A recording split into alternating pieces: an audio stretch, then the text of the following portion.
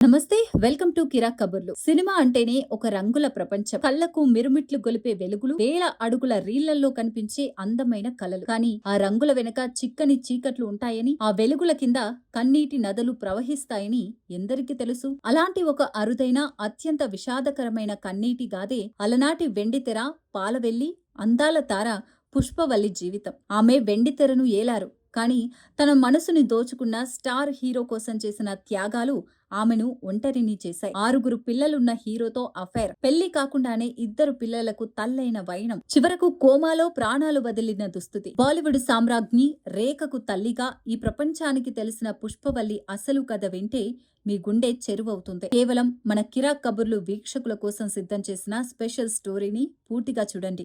ఆంధ్రప్రదేశ్లోని పశ్చిమ గోదావరి జిల్లా పెంటపాడు అనే చిన్న గ్రామంలో జన్మించిన కందల వెంకట పుష్పవల్లి తారాయమ్మ ఒక సామాన్య మధ్యతరగతి కుటుంబం నుంచి వచ్చారు. చిన్నతనంలోనే సినిమా పోస్టర్లను చూస్తూ పెరిగిన ఆమెలో ఏదో ఒక రోజు తాను కూడా ఆ వెండి తెరపై వెలగాలనే కోరిక బలంగా ఉండేది. సరిగ్గా 1936లో రాజమండ్రిలోని దుర్గా సినీటోన్ స్టూడియో నిర్మించిన సంపూర్ణ రామాయణం చిత్రంలో బాలసీతగా నటించే అవకాశం ఆమె తలుపు తట్టింది.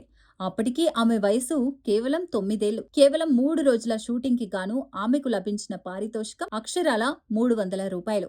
ఆ రోజుల్లో అది ఒక ఐఏఎస్ అధికారి జీతం కంటే ఎక్కువే అని చెప్పాలి. అక్కడి నుంచి ఆమె కెరీర్ వెనుతిరిగి చూసుకోలేదు. 1942లో వచ్చిన బాలనాగమ్మ చిత్రంలో ఆమె పోషించిన సంగు అనే పాత్ర ఆమెను స్టార్ హీరోయిన్ల సరసన నిలబెట్టింది. పాపం, వృత్తిపరంగా పుష్పవల్లి గెలిచారు, కానీ వ్యక్తిగత జీవితం దగ్గరకు వచ్చేసరికి విధి ఆమెను వేటాడడం మొదలుపెట్టింది. ఆమెకు మొదట ఐవి రంగాచారితో వివాహమై, అయితే ఏమైందో ఏమో కానీ కేవలం 6 ఏళ్లకే ఆ దాంపత్య బంధానికి విడాకులతో తెరపడింది. ఒంటరిగా మారిన ఆమె జీవితంలోకి ప్రముఖ తమిళ నటుడు జెమినీ గణేశన్ ప్రవేశించారు. అప్పటికే జెమినీ గణేశన్ కు వివాహం జరిగి 6 పిల్లలున్నారు. అయినప్పటికీ వారిద్దరి మధ్య ప్రేమ చిగురించింది. సమాజం వేసే విమర్శలను ఏమాత్రం లెక్క చేయకుండా పుష్పవల్లి ఆయనతో సహజీవనం సాగించారు. ఆ బంధం ఫలితంగానే 2 కుమార్తెలు జన్మించారు. వారిలో పెద్ద కుమార్తె మరెవరో కాదు, భారతీయ చిత్ర పరిశ్రమలో ఎవర్ గ్రీన్ బ్యూటీగా పేరుగాంచిన నటి రేఖ. రెండో కుమార్తె రాధ. పుష్పవల్లి తన సర్వస్వాన్ని జెమినీ గణేశన్ కోసం త్యాగం చేశారు. కానీ విధి మరోసారి ఆమెను దెబ్బకొట్టింది. జెమినీ గణేశన్ ఆమెను ఎప్పుడూ తన చట్టబద్ధమైన భార్యగా అంగీకరించలేదు. పైగా ఆయన అదే సమయంలో మహానటి సావిత్రిని వివాహం చేసుకోవడం పుష్పవల్లిని తీవ్ర మానసిక క్షోభకు గురిచేసింది. అప్పటి వరకు నమ్మిన ప్రేమికుడు దూరమవ్వడం, సమాజం ముందు పెళ్లి కాకుండానే 2 పిల్లల తల్లిగా ముద్రపడటం ఆమెను ఒంటరితనంలోకి నెట్టేసింది. ఒక పక్క సమాజం గేలి చేస్తున్నా, మరోపక్క తన కుమార్తెలు రేఖ, రాధల భవిష్యత్తు కోసం ఆమె ఒక ఒంటరి తల్లిగా అలుపెరగని పోరాటం చేశారు.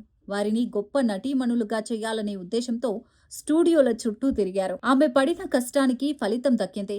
బిఎన్ రెడ్డి నిర్మించిన రంగుల రాట్నం సినిమాతో రేఖ వెండితెరకు పరిచయమైంది. ఆ తర్వాత బాలీవుడ్లో రేఖ సాధించిన విజయాలు చరిత్ర సృష్టించాయి. తన తల్లి పడిన కష్టాన్ని చూస్తూ పెరిగిన రేఖ స్టార్ హీరోయిన్గా ఎదిగి తన కుటుంబాన్ని, తల్లిని అక్కున చేర్చుకుంది. అయితే జీవితమంతా పోరాటంతోనే గడిపిన పుష్పవల్లికి చివరి రోజుల్లో డయాబెటీస్ రక్కసి తోడైంది. తీవ్రమైన అనారోగ్య సమస్యలతో ఆమె చివరకు కోమాలోకి వెళ్లిపోయారు. సుమారు కొన్నాళ్ల పాటు కోమాలోనే ఉండి 1992 మే 11న ఆమె తుది శ్వాస విడిచారు. వెండితెరపై ఒక వెలుగు వెలిగి ఎందరో స్టార్ హీరోలతో కలిసి నటించిన, సొంత జీవితంలో ఒక నమ్మకమైన తోడు కోసం, తన బిడ్డల గుర్తింపు కోసం ఆమె చేసిన పోరాటం ఎప్పటికీ ఒక కన్నీటి గాథే. రంగుల ప్రపంచం వెనక ఉండే అసలు రంగులకు పుష్పవల్లి జీవితమే నిలువుటద్దం. చూశారుగా డార్లింగ్, సినిమా అనే రంగుల ప్రపంచంలో అందమైన జీవితం ఉంటుందని అనుకుంటాం, కానీ ఆ వెలుగుల వెనక పుష్పవల్లి లాంటి ఎందరో నటీమణుల త్యాగాలు, కన్నీళ్లు దాగి ఉన్నాయి. ఒక స్టార్ హీరోయిన్గా ఎదిగి కూడా వ్యక్తిగత నిర్ణయాల వల్ల సమాజం ముందు తలదించుకోవాల్సి వచ్చిన ఆమె జీవితం నేటి తరానికి ఒక గుణపాఠం. మరి ఈ ఎమోషనల్ స్టోరీపై మీ అభిప్రాయం ఏంటో కింద కామెంట్ బాక్స్ లో తెలియజేయండి. ఇలాంటి మరికొన్ని heart touching real life stories, సినీ అప్డేట్స్ కోసం మా కిరాక్ కబుర్లు ఛానల్ని లైక్ చేయండి, షేర్ చేయండి, సబ్స్క్రైబ్ చేసుకోండి. Thank you.